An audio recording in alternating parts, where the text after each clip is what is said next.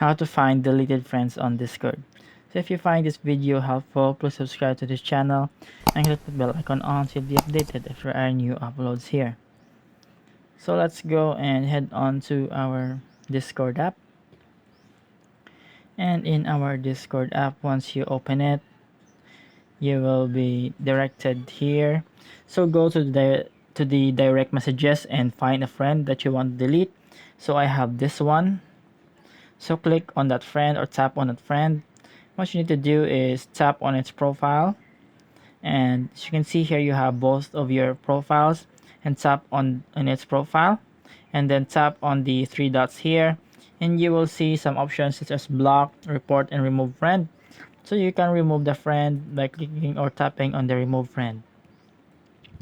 So you have successfully removed your friend, and what you need to do is, you can see here as well, if you go back to any server, so let's try and visit a server, and if you have already removed that friend, you will see it still here on the direct messages.